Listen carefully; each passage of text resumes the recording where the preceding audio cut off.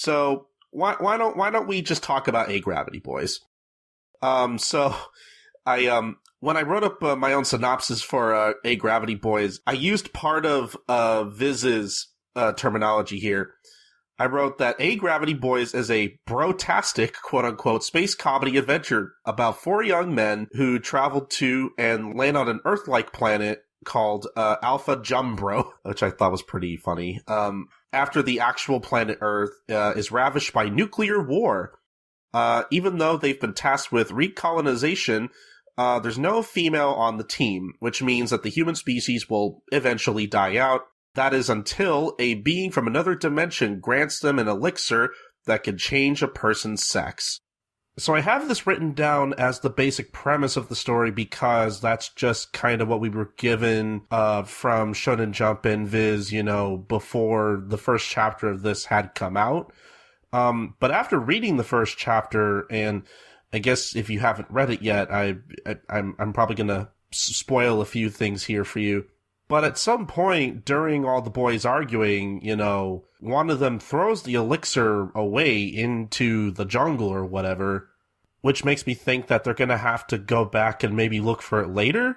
The interdimensional being mentions in the first chapter that they have 365 Alpha Jumbro days or whatever to basically drink the elixir. Otherwise, I'm assuming it disappears or something. And so they threw it away. And so now at the end of the chapter, they mention how maybe we can go back to Earth and see if we find any females or whatever. And I guess that's where the story's heading now. That's the direction it's going in. But I can only assume that one of them is going to drink the elixir at some point. I don't know. I'm really confused as to where this is going to go, because it's not really going into the places I thought it was going to go.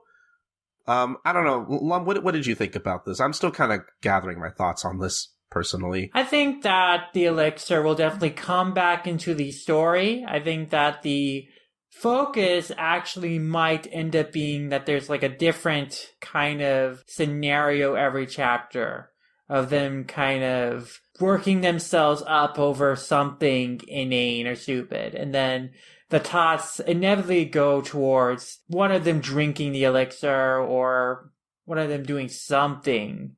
But I do wonder, if the elixir is the only thing that this being will give to them, or maybe time and again, the being is going to come back and give them new things for them that they have to decide what they'll use or not. But I definitely think it's also setting up this idea they got to find the elixir maybe at some point, or they do leave only a possibility, and I'm sure they might explore this, there could be other humans who survive that are out there that they might come into contact with or find. I think that they're going to stay on this planet. And certainly I think that we might see some more comedic hijinks ensue as they explore this planet. And I don't think they'll go back into space so quickly. So we'll see, how the premise plays out. This is one where I feel I need to read a few more chapters to see exactly what the general formula or the conceit of the series really is. If it's just going to be focused on the gender switching thing, or it's really going to be focusing on how dysfunctional these group of characters are. I mean, very appropriately, the series is called Agravity Boys, and for a reason. It's a portmanteau of aggravating and, of course, gravity. So, the idea, the central conceit is that three of these group of four characters are total dumbasses and kind of obnoxious and full of themselves. And I really appreciate that in dynamic in terms of this is kind of an Always Sunny in Philadelphia-esque kind of comedy of errors about these characters kind of screwing themselves over because of their bad decisions, getting worked up in their own fantasies. And so I do appreciate that, and I do wonder if that will be sustainable, how it'll play off. But I went into this chapter with trepidations, but I came out actually thinking that this was rather funny and had a lot of good amusing parts. And I do think that while the characters are certainly not very complex, they're distinct enough and they have just enough defining gags that I could see the dynamics play off in funny ways as the series goes on.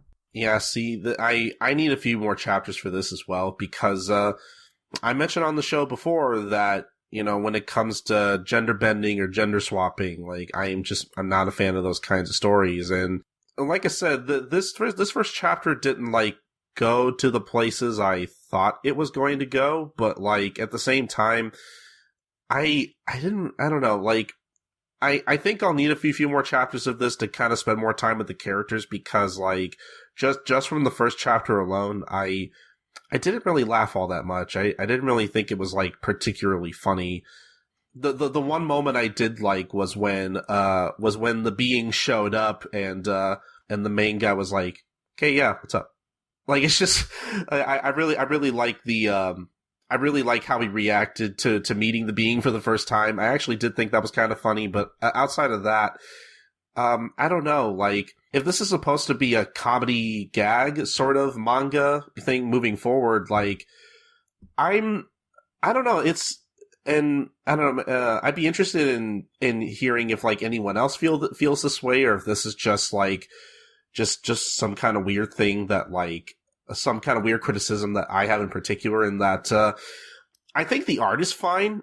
I don't mind the character designs. I think they look just fine, but, like, I'm not sure, like, if this is supposed to be a comedy series, I don't know if this art style is suitable for that kind of thing.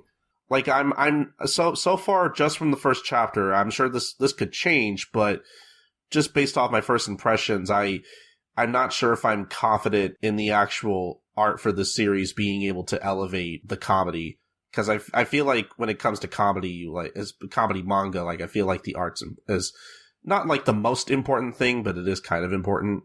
I agree, but I actually think the art was quite strong in terms of character designs and just general design work, and I thought the expressions were quite enjoyable. I thought there were some pretty good expressions in this.